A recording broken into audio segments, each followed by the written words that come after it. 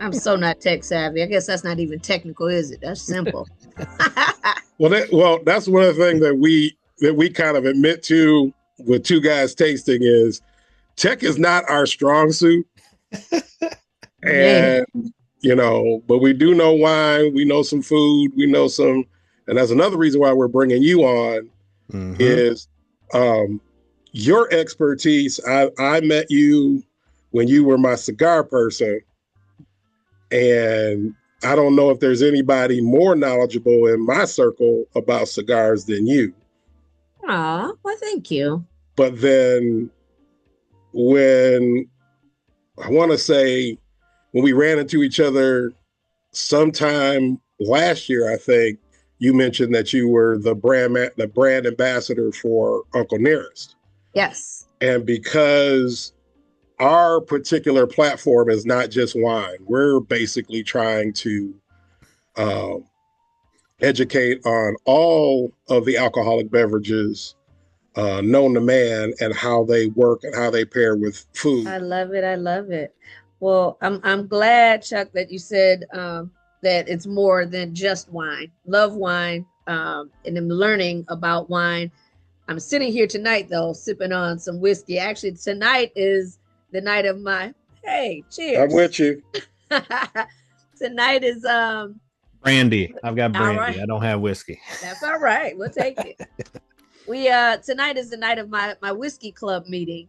And so I'm in my office, but the whiskey club is out behind my warehouse in a Oh, tent sipping on a whiskey. We just made our first infinity bottle. Do you guys know what an infinity bottle is? Is it like is it like the Solera system for sherry? Yep. Okay. And I just learned that somewhat one of the members just shared that terminology with us just a little while ago because I had never heard of that.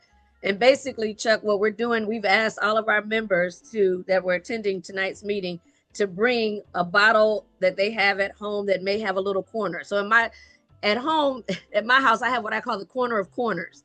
So it's just a little come on, you're fine. You have a I have a little bar that sits in the corner that had I don't know how many bottles on it. And I promise you, each bottle had less than an ounce in there. How it ended up just that little bit, I don't know. But it's a bunch of right, corners and it sits in a corner. So it's the corner of corners. So we right. asked everybody to bring in their corners that they had at home. And I just happen to have this huge, I don't even know what size bottle that thing is. It's an old bottle of Jameson that's on a rocker. And Okay. so we just poured probably about maybe 10 bottles of corners. And so we're going to just let that kind of marinate. And so every time that we come together or whenever anybody swings by the office here, they can pour in whatever they have. And then we're going to just develop our own, whatever it is. And so we'll Whoa. keep track of what's in there. And, we put I made up a little fake label on the front of it that says the Shade Whiskey Club. And I put this is our infinity bottle established on this date so that we can Wow. track. So yeah, I'm looking forward to seeing what we create. It might blow up. We don't know. We'll see. Yeah. So, but it has to be whiskey, correct? Yes, yes, Okay. Yeah. yes. Yep. Yeah. Well, I did something similar. I did the corners. I had maybe a quarter of a bottle, of like three or four different bourbons, and I threw them in a container. And I had some. I learned this from Rich McCanowitz, who was the Woodford ambassador here in Michigan back in the day. And I Mhm. got some blackberries and some blueberries, and I threw those in the container to macerate in these bourbons. And Nice. so I just used that bourbon to plump some raisins for some rice pudding. Oh And that wow. that sucker was so good. I bet. I bet. But That's awesome. Moe Hen, give us your history with how you got into the cigar business, what drew you to it, um, and then we can get into the Uncle Nearest stuff. Okay. So I've been smoking cigars for a little over probably 20 years now. Over that 20 years, I have developed a sincere passion for tobacco, how it's grown, how it's cultivated, how it has impacted people's families over the generation. Anything having to do with tobacco and cigars and just the impact that it's had is just a big time interest to me. So that's where it kind of, started with me, ex-boyfriend smoking cigars. I'm like, well, what's the big deal? Both he and I were, Jack Daniels drinkers at the time, and I still am a Jack drinker, but we had that in common. But then, he had the cigar thing going. I'm like, well, what the heck is the big deal about smoking cigars? So tried it, fell in love, started doing a lot of research on it, and again, fell in love even deeper with it. Around 2016, I started just kind of looking around, seeing more and more women starting to smoke cigars, noticing that a lot of them, and it's still the case today, and I'm not knocking them, but some are more concerned with, okay, how cute am I? How sexy am I? And what guy can I find that's out, smoking, that type of thing, which again, I'm not knocking it, but my whole thing is take it up a notch, because to me, it's nothing sexier than a woman that's educated in whatever it is that she's, pursuing. Yep. So I started doing cigar 101s, and soon learned that, okay, this is something that I could do. I mean, my first one, I had somebody else do it just because I didn't have the knowledge. But then as I started learning more, getting more comfortable, getting more confident, I started doing my own. So I launched an event called Girl Chat, where the last one I did, which was not last year, but the year before, the last one I did, we had about 100 ladies that attended, and it's all about cigar education, sisterhood, just learning something new, and networking, all the other good stuff. So I did all that, really kicked up a notch of what I was doing when I saw that the whole thing of cigar smoking could be quite intimidating, right? So like, if you don't know about cigars, not too many people are walk into a cigar lounge and say, hey, can somebody teach me how to smoke? And so my thought process was, okay, how can I bring that experience and knowledge and all of that to the people in a space where they're more comfortable? So I started my mobile cigar service. In 2017, it got named officially Cigarden. And so basically we are cigar caterers. So we bring cigars to the people. You name the type of event, we've probably done it: weddings, golf outings, divorce parties, freaky deaky shows. We've done them all. Okay. And so, but it not only is an opportunity for us to have a good time and meet new people, but it's also an opportunity to share information and to learn as we go about. Because me and my team, we're not above the fact that there's still way more information that we don't know than what we do. So these events give us an opportunity to do that. So have done that now for 8-9 years, the mobile cigar business. Back in 2019, I had an opportunity to partner with a gentleman to open up Michigan's first Black-owned cigar lounge, which was the Loft Cigar Lounge.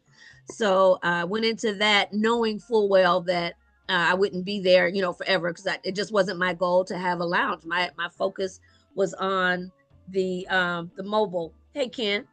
Hey, and hello. Sorry for my tardiness. I had to pick up my son from his football game. They got in late, all of that stuff. So I'm here. Lifing. Yes, it is. It is.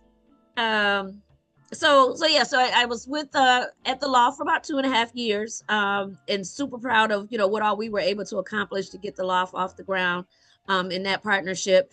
Left there 2022 and started Shade Cigar Cafe, which was my brick and mortar cigar shop. And you might ask, okay, well, why would you leave one brick and mortar just to go into another one? Michigan has some very, very strict laws, and that was a requirement, was that I had to have that commercial brick and mortar. My thinking was, okay, it needed to be that retail space to also generate, revenue when the mobile isn't, doing what it needs to do. So had Shade Cigar Cafe for 3 years, just closed it, or I don't like to use the word close. We moved at the end of May into my current space, which I'm absolutely loving. We are now in an office space and with a warehouse connected to it. So I'm able to store all of the stuff that I need for my mobile. We have it's a whole vibe out there, y'all. So my retail customers still come and shop with me. We also do wholesale. So I'm able to do everything under one roof without the expense of having that retail storefront. Because if it's one thing I learned, there's a big difference between retail space and a warehouse space. Cost wise, big difference. So I this has been a hell of a journey. I've met some amazing people around the country, around the world, really, in the cigar business. Again, I'm learning something new every day. And I am just grateful at the fact that I can do what I love and actually make money at it. And yeah, so I look forward to coming to work every day. So Moe Hen, excuse me. So not a cigar smoker. Okay. But from what I hear, it's not quite like smoking cigarettes. Yeah. So what's the difference there? So first and foremost, the difference is what the cigar is made of versus what cigarettes are made of. Cigars are 100% natural. So every layer, if you will, of the cigar, which there are 3 main layers, are all tobacco. So whereas with cigarettes, that outside part that we all see, with our eyes is paper. There's a lot of other chemicals and things that go into making cigarettes that don't happen with cigars. For me and most cigar smokers that you'll talk to, cigars forces you just to kind of slow down. It's meant to be savored. It's meant to be enjoyed in a nice, relaxing way. Whereas, and I'm sure cigarette smokers might say the same thing. But when I think of cigarettes and cigarette smokers, I'm seeing somebody outside that cold door of the office, trying to hurry up.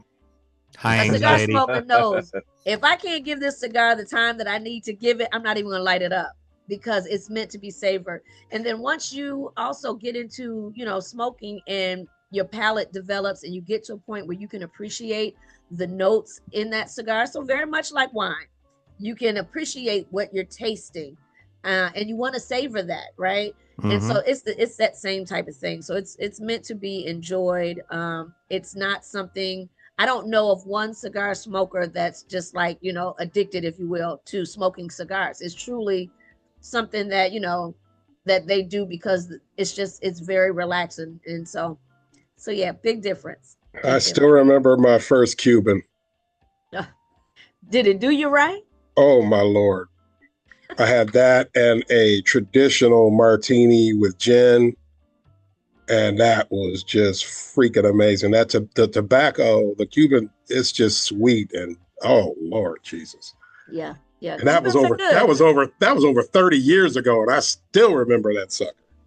So the number one question I get when it comes to this whole Cuban conversation is, well, what makes a Cuban so great? Why are Cubans, why does everybody gog over them? And I think, and this is all strictly my opinion, first and foremost, it's just the fact that they're not easy to come by. So just the mystique around that. And now, there was a brief time when we were able to bring Cubans into the country several years ago. That has changed. And so now we can. So, of course, just the mystique again around being able to get them is something. Cuban tobacco is, well, any region that you get, a cigar from, they each have their own characteristics. And again, wine is so much like wine that is just crazy, right? So when it comes to wine, you're talking about the soil, you're talking about, the humidity, the temperatures, where it's from, all of those things. It's the same exact thing. So just because a cigar is Cuban doesn't mean that it's great. One, everybody's palate is different, right? So whatever I like, you might not, and vice versa. Two, not every part of the island of Cuba is going to yield that great tobacco, right? So from my studies, my research, there is a small percentage of the land on the island of Cuba that they consider to be like the optimal, soil, the optimal temperature, humidity, all of those things that makes just the best tobacco. It's like, and it occupies like 2% of the land or the island of Cuba. But now you take that, and again, going back to what I said, as far as everybody's palate is different. Okay, that doesn't mean that that's good to me just because everybody else considers it to be optimal, right? I know and have smoked some great Nicaraguan cigars that had me hanging on for dear life with my fingernails trying to get the last little bit, right? There's some great cigars from the Dominican. So it's really everybody's palate is different. But it all comes down to the soil, the humidity, the temperature, all of that. Where is that tobacco grown? Where that makes all the difference in the world. Well, you mentioned Nicaragua and the Dominican. What about Honduras? Absolutely. when I tell you tobacco is coming from so many places, I mean, they have tobacco coming from Mexico. They have tobacco coming from Japan. It's coming from all over the place, and each of them are yielding a different result as to how it smokes, what it tastes like, and how we're enjoying them. So in the wine business, grapes, well, fruit in general, but grapes typically thrive in between the 30th parallel and the 50th parallel. Okay. It seems that these cherished tobacco farms, at least, are closer to the equator than that. Is there a certain and so I guess the second part to my thought is that why you don't hear too much of great cigars being made in the United States? So there are some great cigars being made here. Okay. There's great tobacco coming out of, Kentucky. There's great tobacco coming out of Connecticut, Pennsylvania, Virginia. Though, and again, it all depends on what your preference is. So, for example, out of Connecticut, they have the Connecticut broadleaf tobacco that's grown a lot down there. And that's that more thicker, they call it toothy, type of tobacco that's going to yield more flavor, robust flavor. So for those people that like that, they're going to lean more toward a cigar made out of, Connecticut or made with Connecticut broadleaf tobacco. Some of when you mention, the location or proximity to the equator and all that, one of the other big questions I always get asked is about, how to store the cigars, temperature wise and all that humidity. I get some people, I've heard I should put them in the freezer. Absolutely not. And I have to take them back to think about where the tobacco is being grown. It's in places that are warm, hot, that is very humid, all that might the tobacco loves that. The cigars are made from the tobacco, so therefore the cigars are going to love that. They don't want to be in the cold. It's going to get brittle.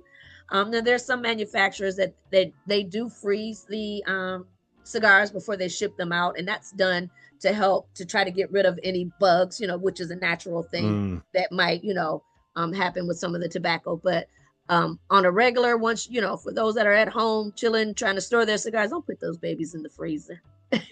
Yeah, super dry. Ken, don't put your Swisher Sweets in the freezer. Oh boy. I will not do that. Moe Hen, you made a comment on how tobacco farming has impacted families or people in general. Are you finding that it's positive impact? Are you finding that it's negative impact? Is it based on the farm? What do you share there? So I'm sure there's both sides. Yes. The part that I kind of fell in love with is I love a good story, right? Yes. And so when you think about the fact, we're going to go back to Cuba, right? The fact that Cuba is synonymous with cigars, right? A lot of people want to know, well, why is that? Initially, Cuba was exporting their tobacco. They weren't into the cigar game many, many moons ago. They were just doing the tobacco. And then I guess they got smart and was just like, well, shoot, why are we just exporting the tobacco for other people to make cigars when we can do it all? And so they started doing that, right? So you had all these farms that were there that were growing growing the tobacco, selling it off to, whomever was actually making the cigar, so on and so forth. So just that whole family dynamic there and how that impacted their families allowed them to, prosper as best as they could given the, the situations and the climate there in Cuba. But then you fast forward to when it got to that point where a lot of these families had to flee Cuba, to try to be free of the regime that was in place at that time. And so a lot of these families took the seeds, hid them on their person, wherever they could, and made that long journey to whether they were coming to the U.S. there in Florida, in the Tampa area, or, Nicaragua, wherever they were going, they had these seeds in order to start a new life. And so, they were able to basically start from nothing, just a handful of seeds. And if you were to see the size of a tobacco seed, it's like the size of a mustard seed, teeny, teeny, tiny. And these people, this is what they had to hold on to. And so they were able to make these long journeys, start up the tobacco business that was a part of their family already in a new country where they probably didn't speak the language, didn't know anything really. And so in my mind, when I start thinking about, wow, that is just amazing to me. And not only did they do that, but then they pass it down and it's been something that's been in their families for generations up until today. Like a lot of the some of the big cigar, brand makers, EP Carrillo, for example, who makes a fabulous cigar and is a great blender. He has both of his kids. I think it's two of them. One of them is his daughter, which is to me, anytime a woman is doing something that's in an industry that's not common for us, I'm Mhm. always impressed. So his daughter is very heavily involved in the business. So just seeing again how they've taken the trials, tribulations that may have happened in their family prior to, and over the years have still had that common thread of this family business. Yeah. It's just amazing to me. So, some have been able to weather the storm, some have not.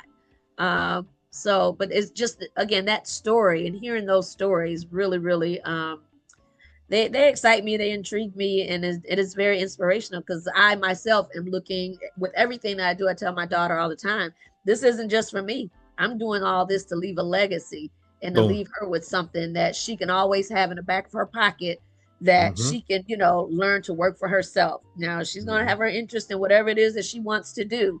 However, at the end of the day, if that doesn't go right, you got Mhm. your hustle over here that your mama set you up with. That's And that's right. what it's about to me. Yeah. Yeah. That's right, Agree. exactly. I love that. That's why I set up my import business so that my son could experience wine regions and if he needs to fall back on that. So I hear you 100%. Yeah. So is the loft the one that is next to HGI over there? Across from Fixins? No, so the loft is downtown Farmington. Okay. Yeah. And then your place is or was the I'm brick and in mortar with it was on in Farmington at 12 Mile and Middle Belt. I'm now Okay. out in Novi. Yeah. Got it. Yeah.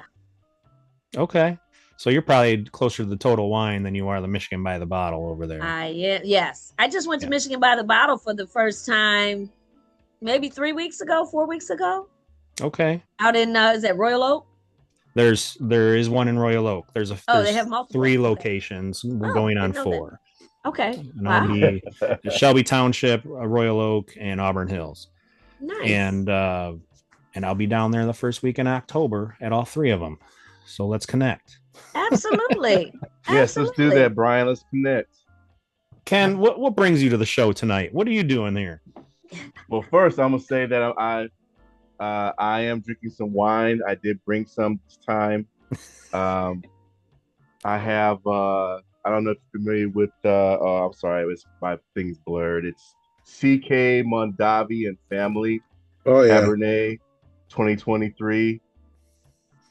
I think anything Mondavi. Mondavi touches is gold, isn't it? That's right. He's the godfather of the that, wine. yeah, that's what Absolutely. I'm sipping on. So, and one thing I wanted to ask because um, you said that you used to be at the Loft downtown Farmington. I was co-owner, yes. Okay, because I've been there a couple of times. Oh, Yeah, I I've was been there a looking at couple your of face times. like, all right, I've seen that face before somewhere, Yeah. but I just couldn't place it. But okay. Yeah, I've been there a few times. And then I live right down the street from your prior location for Shades Mm-hmm. because it was right next to the Hungry Highways, wasn't it? Yep. Yep. Yep. So yeah, I never been in there, but I've always seen it. Cool. But I'll definitely, make sure to come check you on in Novi. Now I know that you're in Novi. And I do have some friends of mine who are into cigars. One of my friends actually, I believe he makes his own cigars Mm-hmm. because he's given me one of his. Now, full disclosure, of the 3 of us, me, Brian, and Chuck, I'm definitely the wine novice here. Okay. I'm also a cigar novice. So That's all right. yeah, I know really nothing about cigars. I have smoked a couple of them. I can't tell you what kind they were or Yeah. anything. But, as I always tap, Brian and Chuck with different things about wine. The question I have is for a novice such as myself, what would be a good cigar to recommend in your line of business? So for me, and you'll get some cigar snobs out there that are poo-poo what I'm about to say, but for me, whenever I meet what I call a newbie, which Mm-hmm. and that's not meant in a derogatory way at all, but a newbie, I usually kind of steer them in the direction of a flavored cigar. And the Okay. reason that I do that is because who doesn't like something that tastes good in your mouth? Right. So, cigars, just like a non-flavored cigar, is an acquired taste, right? So, I would hate to give someone a non-flavored cigar, even if it's a mild one. And I would hate for that to deter them from ever wanting to try it again or really being able to experience in its fullest, to get what I get out of it. I would Okay. hate for to deter them because if the taste, isn't to their liking. So I would probably point you in the direction of a flavored cigar. One of the first questions that I ask people when they come to me and ask what you've asked, I say, well, do you like a fruity taste or do you like something more warm, like vanilla, chocolate? Or, Mm. where kind of are you on the spectrum of things? And once they give me that information, then I'll, take a look at what I have available or, what's in my mind. And then I usually try to give them at least 2 to 3 different options of what they could try. So right now, for example, the most popular like fruity cigar that's out there that I know about is one that has acai berry, honey, and vanilla, and it's infused with cognac. That sounds Oh, good to everybody. yeah. And I get that reaction whenever, and Hey. I I make need to. sure, I need to try that one. I need to I try make that sure, so like one.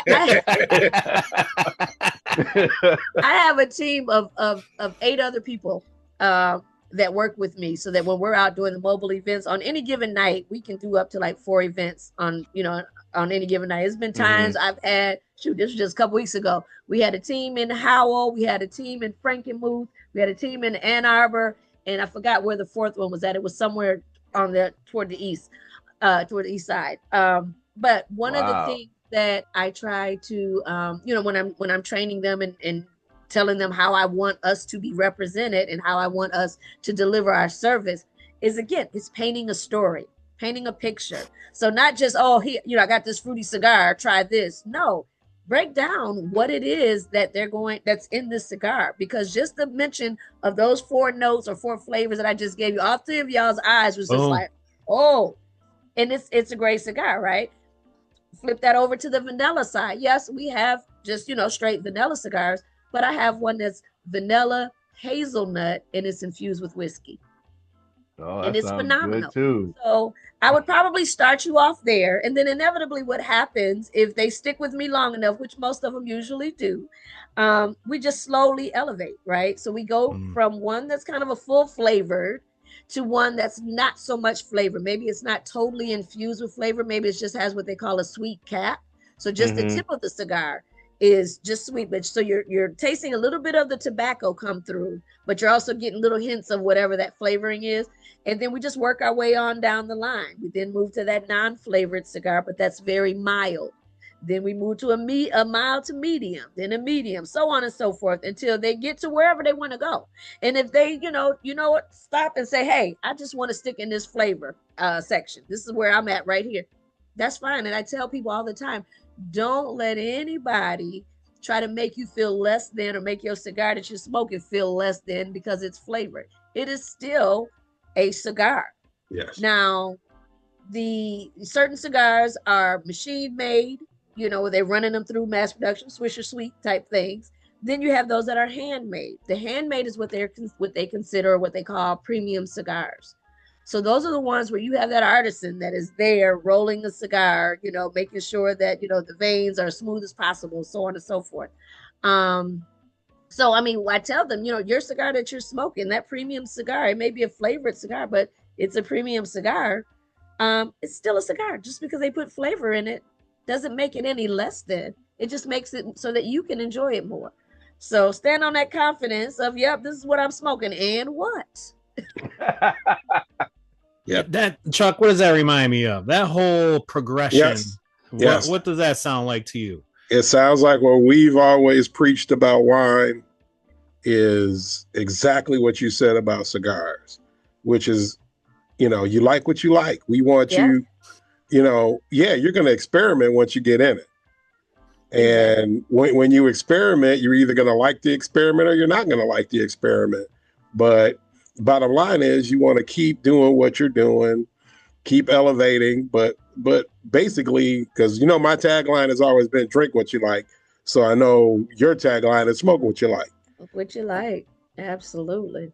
Um, let's roll into this because we're getting into the second half hour here. You're the brand ambassador for Uncle Nearest Tennessee whiskey. How did you parlay that, my dear?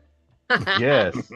So when I was part owner of the loft, one of the things that was important to both my partner and I was that we had Black owned brands in our establishment. So whether it was Black owned cigars, Black owned, whiskeys, tequilas, whatever on the bar. Can you all hear them in the background? They loud. No. Can you hear them? Okay. It don't matter anyway. That's the way we roll. I love it.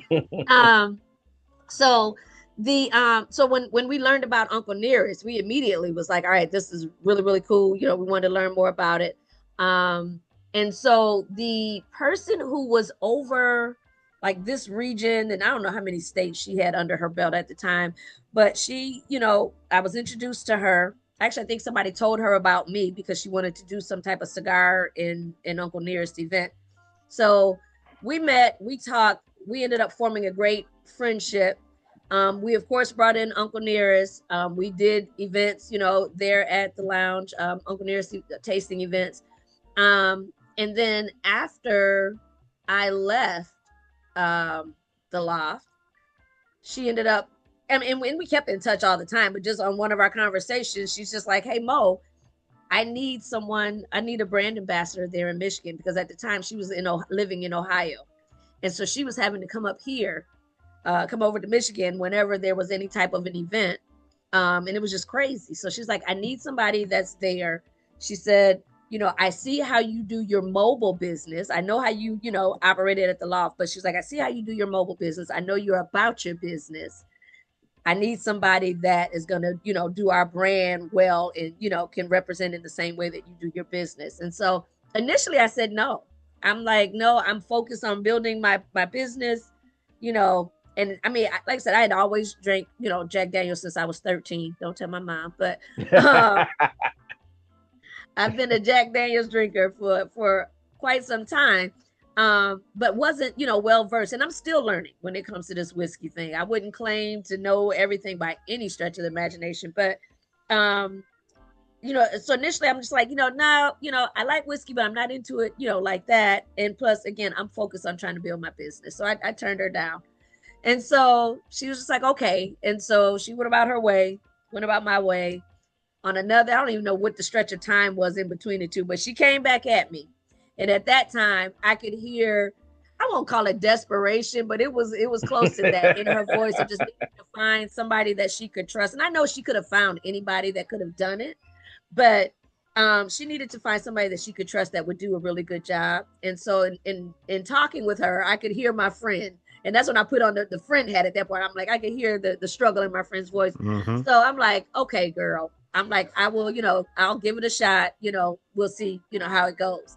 And so from that conversation to probably, I would say maybe 3 weeks after that or so, I was on a plane going to Tennessee to go to the Uncle Nearest distillery. They had me down there with a host of other ambassadors from around the country for a 3-day immersion trip, where we went in and we got to see not only the distillery, but the farmhouse where Jack Daniels and Uncle Nearest met. We got the backstory. It was amazing. And so the pride that I then had, I mean, just the fact that Uncle Nearest is owned, by this Black woman, Fawn Weaver, and the executive team at that time were all women of mixed nationalities. It was just, I'm like, you know what? I got to be a part of this. And so, I was in it at that point, and I was hooked. And so ever since then, I've been traveling the state of Michigan, doing different tasting events, sharing the story, sharing the history, sharing the great product that is Uncle Nearest Premium Whiskey with everybody. Yeah, well, that's what I started out drinking first, was the 1856. So, but I just switched over to the Woodinville from Washington State. So, Okay. Okay. And I can Yeah. say that I'm a big fan of Uncle Nearest because uh, two things. One, in my TV show Smoking Good, I actually have some lines, and it's in the second episode at a restaurant, Andy Yamos, because we filmed at Andy Yamos downtown, Mm-hmm. and I literally have some lines about Uncle Nearest in the show. I actually reached out to Uncle Nearest, saying that, hey, can we do maybe some product placement or something? Because I actually wrote lines in the show talking about Uncle Nearest, Mm-hmm. but no, that never turned into anything. But I still love Uncle Nearest. I have a couple bottles here. I'm glad to hear you're a brand ambassador, Mo, because um, you can point me in the right direction of where to find some good Uncle Nearest. Absolutely. Absolutely. Yeah, I did in the so RNDC is the one of the major liquor distributors here in Michigan. I'm sure you guys are all familiar with them. They do a trade show event every year where they have, I guess, the various retailers come out and they get to go around to the different tables to taste some of the whiskeys that maybe they've not or just alcohol in general that that they've maybe not have had, and of course all in an effort of trying to get them to place orders to put us in their store. So I did that last night and had a great time, met some really cool people, introduced some folks to the brand, corrected some folks on what they thought was the story of Uncle Nearest, of the brand itself and the man. So that's always fun to do. But I really enjoy what I do, and I'm proud to do it. I'm happy to do it, and yeah, just I'm Elaborate blessed. on that point you just made right there. What's that? Correcting some people on the story. So I think a lot of folks are quick to jump on the bandwagon, or maybe they've heard, oh yeah, Uncle Nearest is the guy that Jack Daniels stole the recipe from, and that couldn't be further from the truth. Um, the story of Uncle Nearest and Jack Daniels is one of love and respect, which is why Fawn Weaver, wanted to write that book and did write the book Love and Whiskey. That's where all of this stemmed from. She never set out initially to have a liquor brand. She wanted to write a book, and so once she did all of the research, hours and hours and hours of research to come up with information that she needed to write the book, she goes to the family and basically says, I have all of this information. How can I help you to best honor your ancestor? What would you like to do with this? And they said, we'd like to see a bottle with his name on it. And long story short, she made that happen. Currently, our master distiller is his great granddaughter, who had zero distilling experience, which amazes me. But when I tell you this woman had blended up some stuff, and they've been kicking butt around the world, winning awards for their whiskey, it's an amazing story. Both the history of Jack and Uncle Nearest, as well as where we are now, and just the history of this brand coming to be, is just it's just an amazing story, and I'm proud to be part of it. I really am. And the little small part that I play, I'm proud to be a part of it. yeah, Absolutely. everybody should have Love and Whiskey. If you don't have it on your bookshelf, I have it in my Audible collection because it's an amazing story. And I'm still shocked at the fact that when she started her research and she went to Lynchburg and found out while she was in Lynchburg that the Call Farm was on the market. And I was like going, wait a minute, Jack Daniels, Brown and Foreman, ain't nobody bought this thing? Isn't that crazy? That Very. is beyond crazy. So for those of that don't know, when Jack was a young boy, he left home and he went to be a farm hand, chore boy, whatever you want to call it, on this farm that was owned by a gentleman by the name of Dan Call. Dan Call was a whiskey distiller as well as a pastor who was given an ultimatum by his family and his church saying, look, either you're going to worship the Lord, work for the Lord, or you're going to distill whiskey. Make up your mind. He obviously was like, all right, going to work for the Lord. And he put the whiskey thing down. Uncle Nearest was on his farm at that time distilling the whiskey from him. He was on loan. Uncle Nearest was on loan because he was a slave, on loan to Dan Call at the time. And when Jack Daniels arrived at the farm, initially Dan Carl wouldn't allow him to go to the still. You know, he could see the smoke coming up, you know, from the woods up the hill from the farmhouse, but he wouldn't allow him to go up there. He was just too young. And so I guess when he got to a certain age, Dan Carl took him up, introduced him to Uncle Nearest, told Uncle Nearest teach him, you know, about distilling this whiskey. And so when Dan Carl had to give up the farm, he obviously couldn't give it to a slave, couldn't give it to Uncle Nearest. So he ended up, I can't remember if he sold it or gave it to Jack Daniels, but Jack Daniels ended up taking over the distillery. By this time, he and Uncle Nearest had formed a relationship that was one of like family. And so when Jack, you know, got to that point where he needed to travel the country to sell his liquor, you know, in other places, Uncle Nearest was back home running the distillery. So he was Jack's first master distiller, hence making him America's first known African-American master distiller. And so in 1884, which is the other bottle of Uncle Nearest with the white label, in that year, that's the year that Uncle Nearest decided to retire. He's like, I'm done with making whiskey. And he left all that behind. But the picture that we see on the front of Love and Whiskey that shows a Black man sitting next to Jack Daniels, that was actually George, Uncle Nearest's son. So his sons continued to work at the distillery and kind of carry that legacy that we talked about. And and then the history just rolls on after that. But at the end of the day, there was no stealing of recipes or nothing. And the recipe that, you know, Uncle Nearest is made of now is not, you know, one that they were making back then, nothing like that. So, but it's a story of love, respect, and whiskey. And I have that bottle right now in my cabinet, that exact bottle you just said. I have that. So I had it on my cabinet, and I have to go get some more. They are all just truly, truly amazing. They've done a great job. That new green label is crazy good. It is. Oh, I've seen that. Good. I've seen that. I gotta get that one. So I was so glad they came out with that one, because in the way that I typically describe it to people is kind of like, because that's our lowest proof. So it's 84 proof, whereas the others are 93, 100. And then if you get that single barrel, Lord only knows which one you're going to get. You know, the one I was pouring last night. That's the one I want was 123. That was poured last night. Erica don't want you to have that one next, Ken.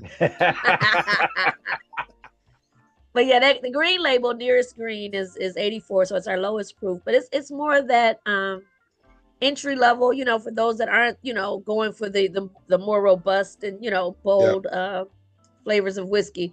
But yes, it's a nice, smooth. They just did such a great job with all of the bottles that they've made. They really have. Yeah. The green is a true sipping whiskey.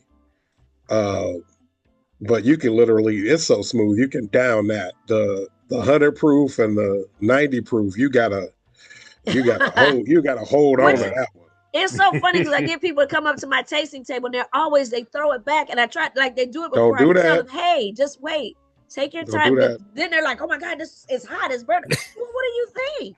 You just threw gasoline down your I'm like, your body is like, what is this? You can't drink that kind of KJ whiskey like tequila or vodka. But they're also missing those nuances. It's not just warm. The flavor profile on all of their stuff is amazing. Absolutely. And you miss all that when you just chug a lug. But yeah. Love that story. And if you can get your hands on the 777, did you guys hear about the 777? No. That sounds familiar. It's an all black bottle. Mine isn't here. I have it at the house. It's an all black bottle with gold writing, and it's black, like you can't see through it. And it's 777, and I always forget one of the sevens, but it's aged it was celebrating 7-year anniversary of the company. It was aged for 7 years, and they only made 700 bottles. And so that was one of those things. It's hard to come by, but someone in our whiskey club was able to find a bottle. And so we cracked that bottle open and tasted it. And I was able to find a bottle that's at the house that I won't open, but I did get an opportunity to taste it. And it's fabulous. 777, 9311. Hello. You just aged yourself. Look.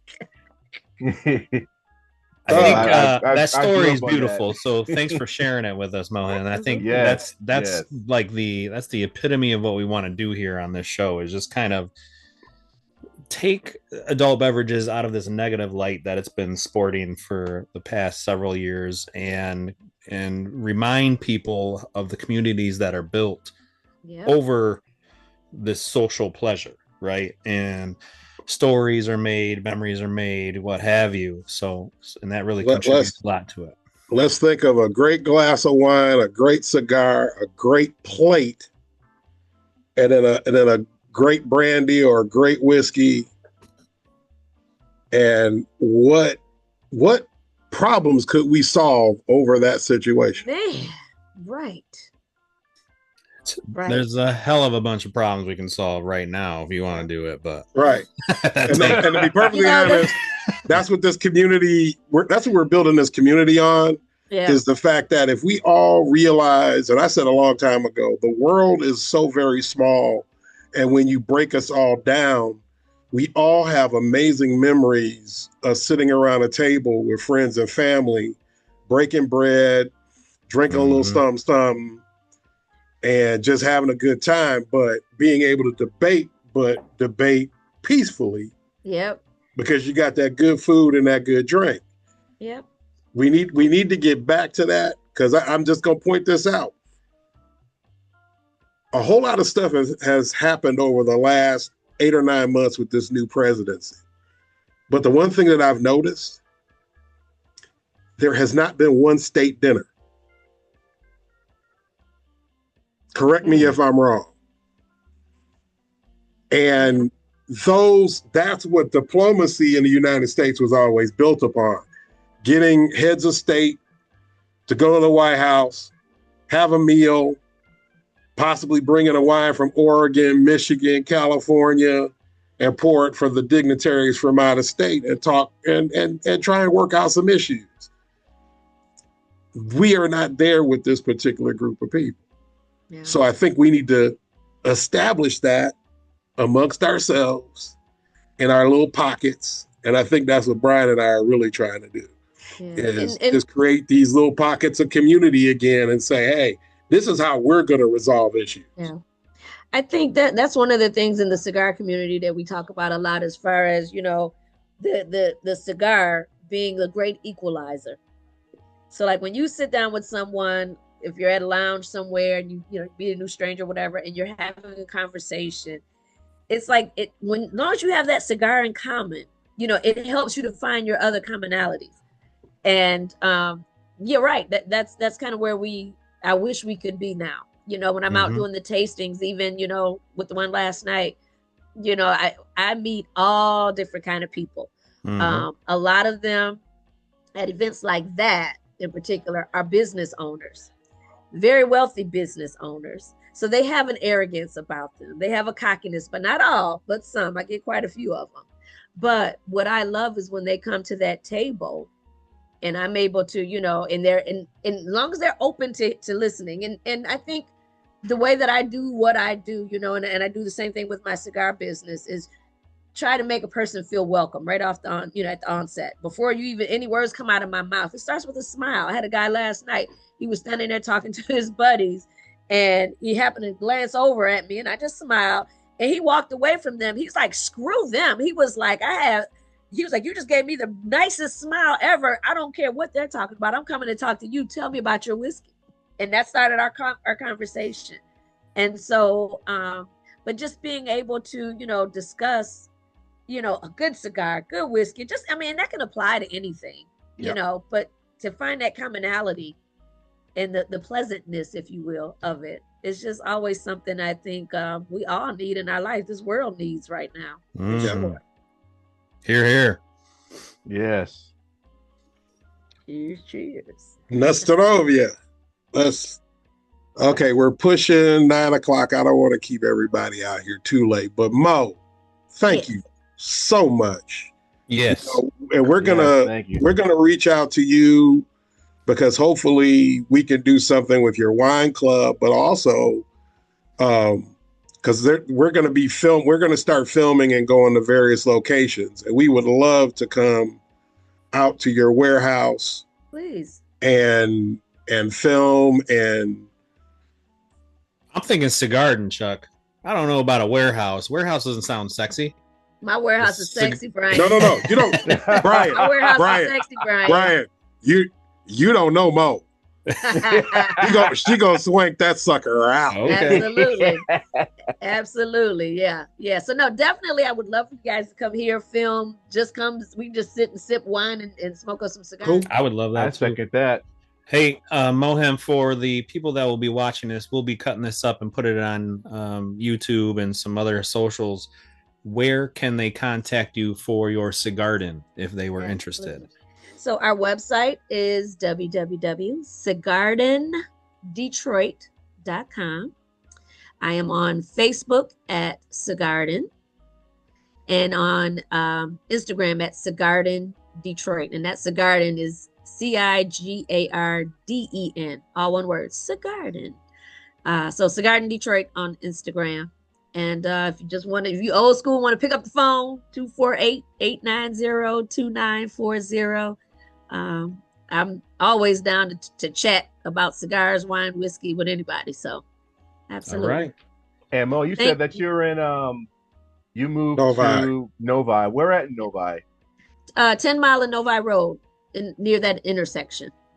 Okay, yeah, I know I'm that's tucked away in a little industrial area where the only people that can find me is the people that I want to find me. I love it. What are your hours? I don't have hours. That's why you got to call to say, Mo. By appointment only, Ken. Absolutely. Okay. Absolutely. I'm gonna call you, Mo. I'm gonna call you. And yeah, Please definitely do. love to do I want to get the cigar with the vanilla and the cognac And the Absolutely. acai. I got you. Yeah. I Yes. got you. I can introduce you to Yes. several others. Absolutely. Yes. Yeah. Thanks, for your Mo. time, Mo. Very Thank pleasure. you very much. Pleasure to meet you. Thank you. Hope to see you soon. All righty. All right. All right. Bye. Bye-bye. Okay.